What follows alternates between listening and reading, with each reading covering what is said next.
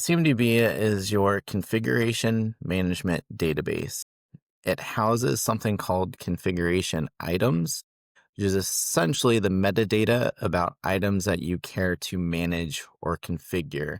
They provide some kind of value to your organization, but they're not quite assets. Assets are the financial example of, let's say, a laptop. A laptop would be an asset, but if you treat a laptop as a configuration item, you might care about the number of CPU, the speed of the CPU, the amount of RAM, the amount of storage, those kinds of things. If you have a server that eats up all the storage, goes down, would probably cause an outage. So a CMDB is a way for you to keep track of those items that you care about in a standardized way. Would you take configuration items and stretch it out to data? Yeah, that's an interesting kind of area nowadays, especially with AI. You can consider data as a CI. You can also consider data as an asset. So I think you definitely have that slice kind of both ways for data. Your data sets, I'm going to go too off topic here, but data sets are definitely coming to the forefront with a lot of value and how they're enabling agentic AI, and companies are starting to build their own kind of knowledge centers around that. So CMDB is very important in that we want to be able to track what we have. And if we don't know what we own, it's really hard to be strategic. Oh, it's really hard to secure too, right? Yeah. I've always thought if you don't know what you have in your backyard or in your house, you can't secure it. And nowadays, security is everything. So should I just dump everything that I think I own in there? Keyboards, mouse, would you put them in there? I don't know that I would. I Yeah, don't I know that I agree. would. I agree. So I think there has to be some demarcation line around what goes into the CMDB and what doesn't go into the CMDB. And I think that's one of the key factors in preventing it from becoming a dumping ground. So I don't know if you want to talk about it. It might be easier to talk about what you wouldn't put into it. Mm-hmm. They start off with that, and then we can go into Yeah. here. Yeah, What probably. about drawing a line at if I can see it in the network, it's a configuration item. If I can't see it, it's not. Like a monitor. Would you put a monitor as a CI? I personally would not put a monitor as a CI. There is a class of item, at least in from a sort of general ledger sense, a ServiceNow sense, called a consumable. And a monitor, a mouse, a keyboard, some things I might care about tracking in a stockroom just to see how many I have to dole out. But I don't necessarily care if a mouse has two clicky buttons on it, if it's a MMO has like the little side buttons on it. I don't care that much about measuring it. I only care that I have it so that if somebody is onboarded, I've got enough to kind of get them set up. So those types of things I wouldn't put in there. I think there's some folks who might look at it from an asset perspective and say, well, we buy top of the line monitors. We spend $700 to $1,000 on our monitors, $2,500, get one of those really nice 49-inch ultra wides for your day trading. And I I care about it from a financial standpoint, but I don't care about necessarily how that is configured. I might create a bundle. I might bundle something like that together with a really nice mouse and a really nice keyboard, but I'm not going to manage or measure kind of the configuration metadata about it, if Because that all the makes sense. values you mentioned is all asset values, right? It's procurement, it's Mhm. inventory, stock room, it's ensuring that if it's broken, it gets repaired, someone gets replaced, things like that. Someone needs to travel, they have one to travel with. That's all asset. That's all that side of the I want to call it the river. There's like a mirrored river, of assets versus CIs. And I think CIs to me is something I want to measure the health of, the relationship of, Mhm. dependencies of. I want to map a service with. So if a service goes down, I want to know all the components that makes up that service to know the value of that service, how much I'm putting into that service, if that service goes down. You Yeah, agree or elaborate on that? I think that's an excellent point there. So that's kind of getting into what would you put in? Hmm. And um this goes down a really big rabbit hole, especially when you start getting more and more. You have vulnerabilities against these items.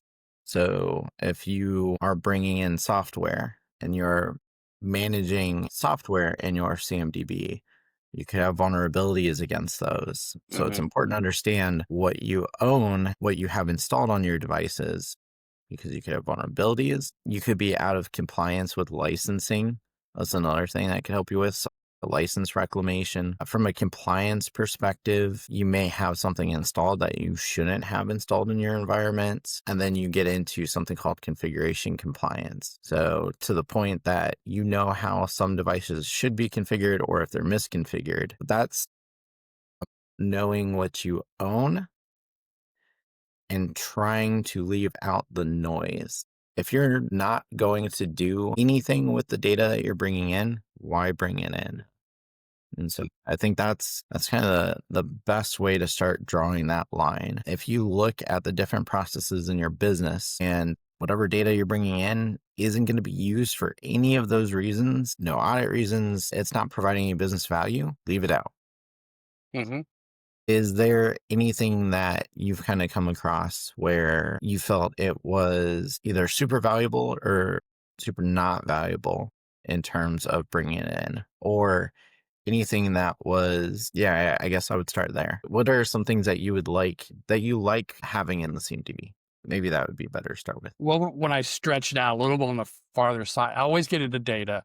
The easy things for me to think of is those pieces of equipment, hardware, and the infrastructure, the data centers, things like that, the software distribution. How am I going to keep Microsoft happy? Proven, where I'm using it, where I'm not using it. All those sort of things. I get that, but where I really want to see value and is where are my data repositories? And in those, and I can have other tools part of this, but in those, where do I have PII, and other identifiable information, TAR for government, things like that in that data source that I need to protect in a certain way.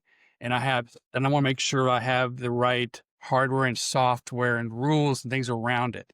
So I want to see that map protecting that fortress, protecting that data the way it should be so I can prove it to my client that yes, look at how we're protecting that data source. And I think that's one area of I'm stretching that CMDB out. That's one area that doesn't get talked about a lot, but I think to me is valuable.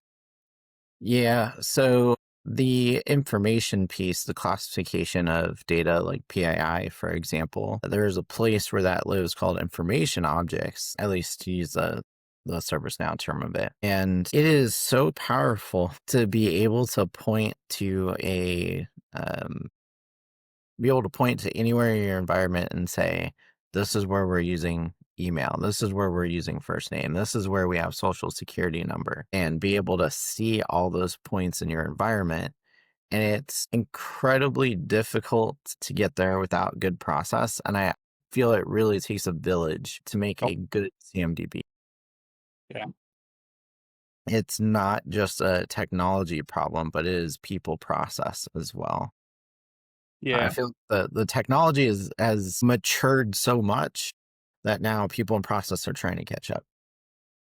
Yeah. So looking at that way, so to take it too far is to get in the minute. Like, I don't think the CMDB should tell me about the data elements inside of that source. I'm I just want to say, okay, here's that drive, here's that whatever, and this type of data resides there. I don't want to go any further than that, but this is the type of data that resides there. I can use other tools to manage the security and everything else about that. But some people might go even further and try to have CMD mark and do something else. I'm just thinking, just taking it a little bit too far, too deep, where you're using a tool where it's not meant to be used, right? I think that again goes to the point of what should be in it, what shouldn't be in it. Do you need all 30,000 or 100 million of your network cards are going to do something with that, or do you care about the relationships of those? I think there's a set of questions that you probably ask or think through before you say this is a type of class that I want in my CMDB. Um, and from kind of that set of questions, you can sort of derive your framework and say, to your earlier point, do I care about the relationships or the things that are connected to this? For my business processes, let's say vulnerability response or governance, etc. Do I care about using this device with those processes? Do I need to track the metadata? And I'm curious on what you think about this one. One that seems to work is this. This is gonna be phrased really weird, but is it hardware or software that enables one of those business processes? That's kind of how I think about it, because infrastructure helps deliver realized business value by providing hardware and software, middleware, etc., that you need to run applications, you need to run software that then realizes your services that you're running. So that's kind of one very broad stroke that I used to think about it. And if it kind of falls into that criteria, then that's probably something that we should bring in. I don't know what kind of would you agree with that kind of broad stroke, or would you have some more nuance on that?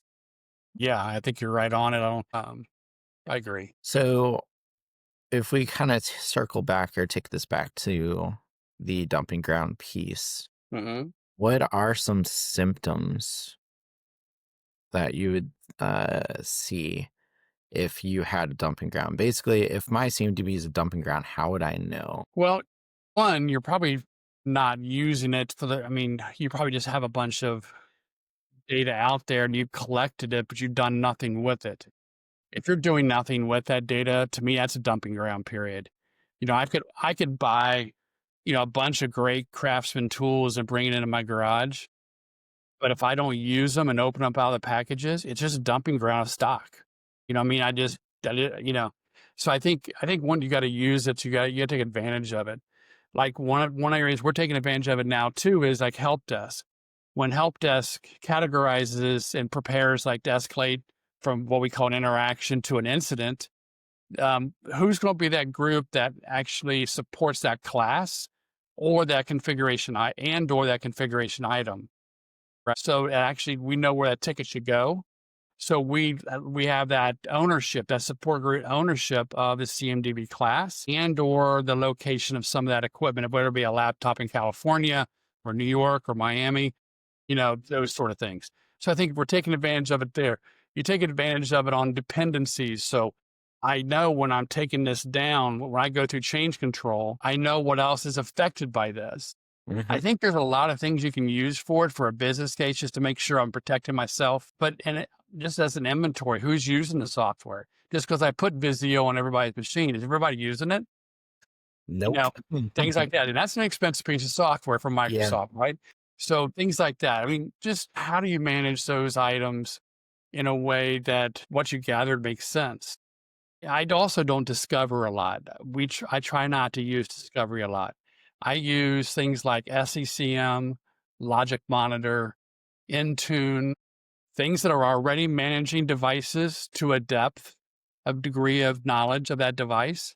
And Hmm. I import that into my service. We use ServiceNow. So bringing that into ServiceNow CMDB, instead of going in and doing something else, having something else run on a mid server and capture. So I do have my mid server discovery run across certain IP ranges to get to other things. But for the most part, I'm using what tools are out there and the smart tools that people are using to grab what I need to bring it in. And in our area, it's centralizing that GUI. So we have Hmm. one picture of everything. Those tools have their place. this tool has a place for management. So you brought up an excellent point here. I just want to dial in on this a little bit. You called out specific things that you're bringing in. One, when they're brought in, they're used. They have some kind of purpose and value that it might not be valuable to everyone, but there's a team that needs it, is using it for some certain reason. And two, so being used, two, it seemed like you had some kind of criteria on what you would bring in because you had tools that were pointed at certain places. Are you able to talk about why they are pointed at those certain places? Like what value is that giving you, and how do you know that they're pointed at the places you need them to be pointed at? Yeah. So when I walked into this, I asked first, just what tools are we using so I can grasp what we're already have and Hmm. bring that into my CMDB. I don't want to bring in a bunch of raw data that I have to sift through and organize, with not knowing, just it's just too much data. So what I want to do is say, okay, we use SCCM, fine. That's pointed at our laptops or desktops, whatever's pushing on the Windows platforms, things like that. Great. Okay. Now I know what I'm pointed to there. And now I know what I'm trying to grab from there to bring it so it makes sense on my side. So I don't do nothing on my CMDB side. I already know this is the laptop, its serial number, manufacturers. I know the location where it was distributed to, all those sort of things. I grabbed that already. So I know those things. It's already self organized. All I got to do really is attach it to a person, right? And now that becomes something they do. And now I'm done. I go Logic Monitor, I'm looking at servers, right? I'm looking at Tanium. I'm looking at servers. Hmm. Right? So now I'm starting to organize that. Now I'm looking at Intune. I'm looking at grabbing mobile devices, and that's starting to meld with SCCM now, the way Microsoft is, where I'm trying to grab all those mobile devices that we own or manage. So I think right there, I was able to take, because I think somebody's approach would be grab a couple classes that are important to you, Hmm. do them first, get an idea of how you want to run this thing before you go after and try to boil the ocean, right? Yeah. So I grabbed one tool, next tool until I run out of tools. And then I say, what do I have left that I have to manage? Let's look at printers, right? Scanners, copiers, things like that that are out there. Okay, so we might use Discovery for that. Video conferencing equipment, things like that. So I'll use Discovery, and I know what IP range is because the network guys are organized, right? They Yeah. got them on certain IP ranges. So I don't have to schedule Mhm. the whole network. I can hit that IP range, and I'm getting what I need. So I think that's And the approach we took. yeah, I love that approach, and that's the start small, scope out kind of approach. So you start kind of taking it class by class until you're starting to build out that picture of what you need to see so that you can manage what you own instead of the reverse, which is, hey, let's just bring everything in. Mhm. Kind of one of the issues that I've seen with the, hey, let's bring everything in is with depending on your methods that you're using, the data comes in, but it doesn't come in exactly the way you're expecting it or exactly the way you need it. If you've got multiple tools that are bringing in data, you've got to set up data precedents. What tool should be the authoritative source for a piece of for a data element on a CI, or which source should be Mhm. more trusted for that Mhm. CI? Right. And I love that approach. And that should be like the guided kind of start button when you start. Okay, here's step one, two, three. Tell me what the important things are. What are the things that you use that you have to manage? And just start with a couple and then do another couple and start building out that picture. Probably in order of criticality, I would think. Yeah. I would, yeah. What's most important to you? What do you need to protect first? But you got to continue on. You can't just stop there. I think Hmm. the security problems we have today, it's that, Windows 10 PC that everybody forgot about. It's that old Windows, whatever server back in the day, Windows 2000, whatever, that someone just said, oh, don't worry about that. We don't really use it. We won't, if you don't know about it, you don't see it. It's not in your face. Then Yeah. I think you're vulnerable. And those, Hmm. and they know it, and Yeah. that's what they're going after. Yeah, it's walking into the dentist office and saying Windows XP. You're like, huh, I haven't seen you in a Yeah. while. Yeah. Yep. It says so that's how I one approach I would take. I also like feeding back to those tools sometimes, not a lot, but like you said, SCCM might be the authoritative or Azure AD or something like that of a record, but sometimes those don't capture things naturally through a process. My service now is capturing some things. So I can feed some things back, but I got to be careful because I don't want someone's human touch to override something that's literal, physical, and factual that was gotten, through a discovery of a tool. So I got to be careful there, but there are some things that you want to do some feedback. And for scale, you got to automate wherever possible. I have at least found it in this process, the more you remove the human in the loop in terms of being able to discover the devices, I think the data quality goes up. I'm kind of figuring out in state for each class. All right, if I'm pulling this from some manual source, or if Tina is manually entering all these, how can I get Tina back to doing something more fun? So I think there's got to be automation. There's got to help with scale there. One thing that I don't think we've talked about. So we've talked about business value.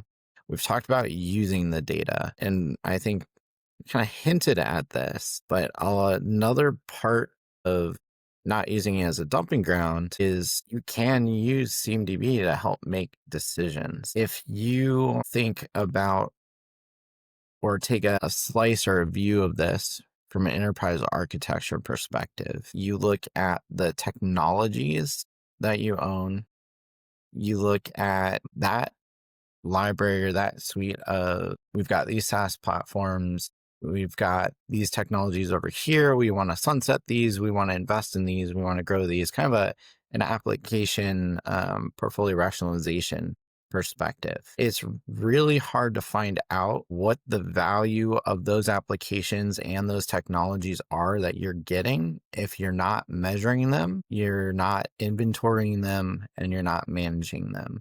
If you have just loaded in all that data and you're not being purposeful and using that data with intent, you're losing out on a whole bunch of decision making value there.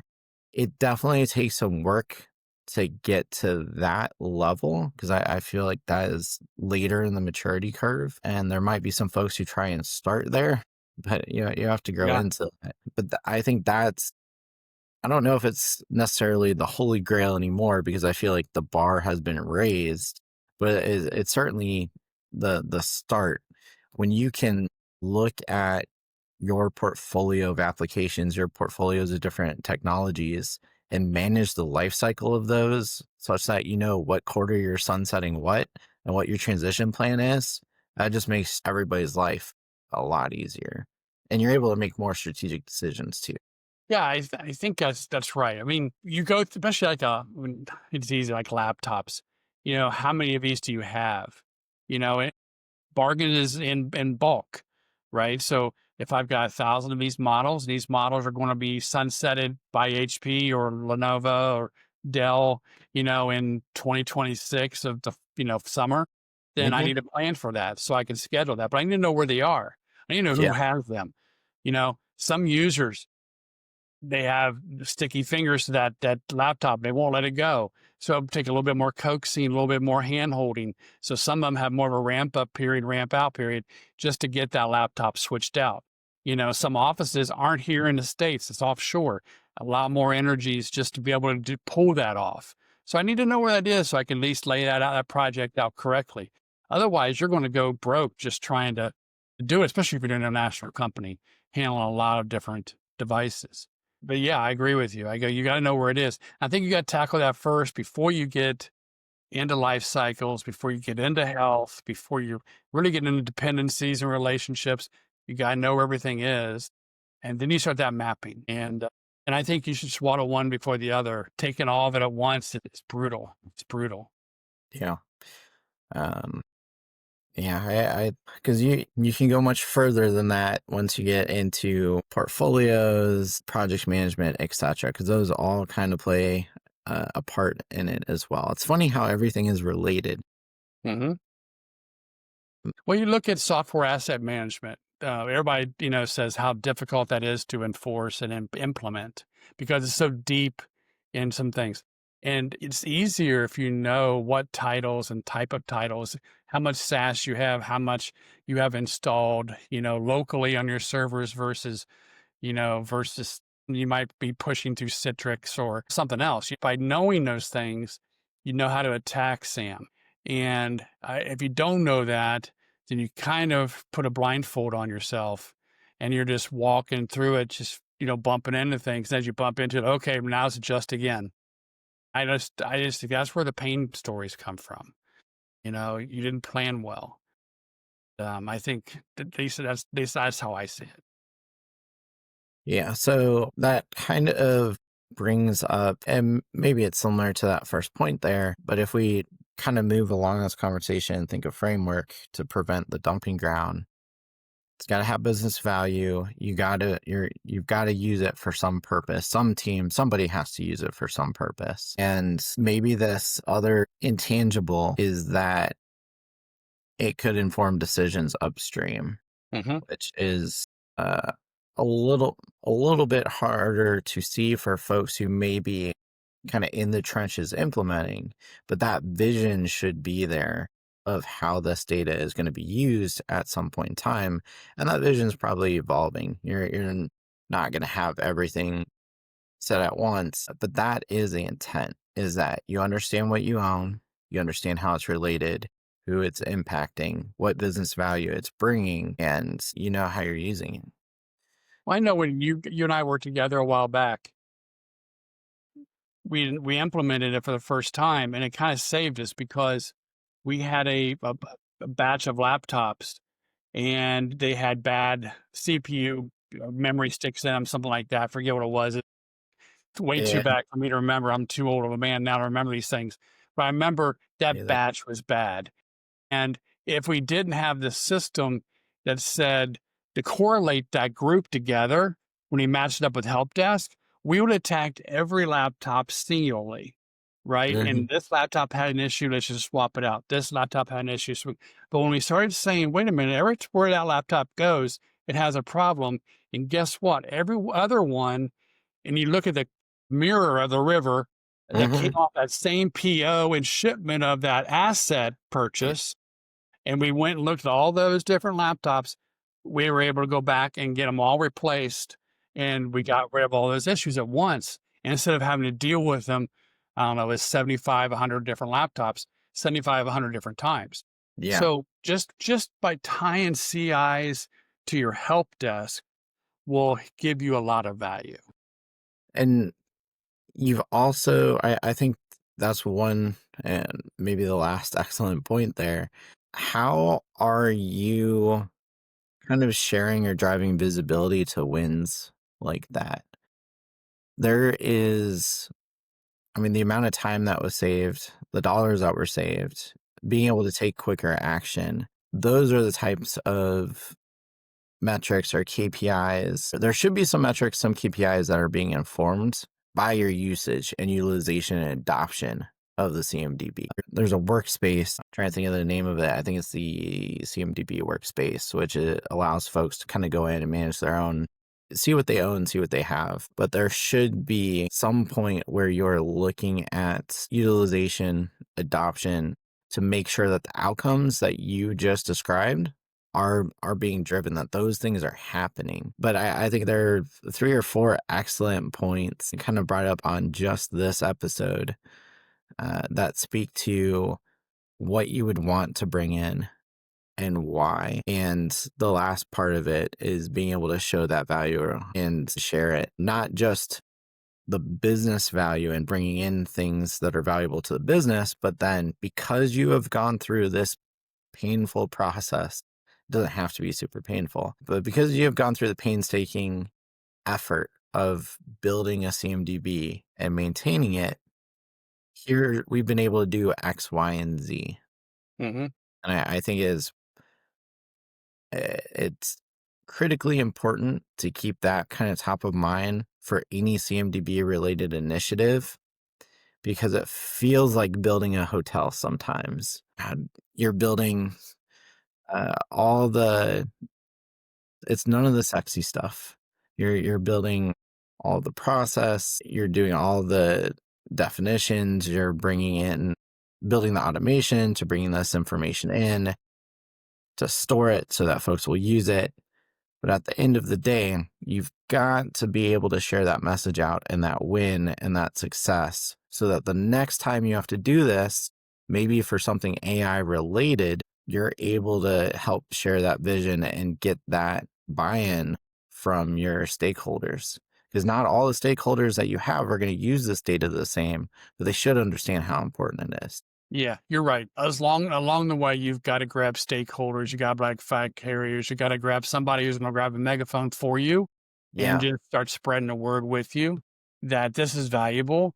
Take your time with it, take it serious and jump on board as a team because a lot of these guys are just going to just maybe give you the data they need and just kind of walk away from you. What you really want is them to get invested and care. I want noise from them. I want them to kind of push me to do things there because I want them bought into this so that they guarantee they're going to get something out of this. Then I know I got everything from them I need. And you're right. You gotta take these stories. You gotta classify them, claim them, and kind of push them out to everybody and say, hey, look what we did with this. Now we go on phase two. It's good talking to you again, Steele. Thanks Yeah. for joining me in the garage here and talk about CMDB. We'll meet again here soon.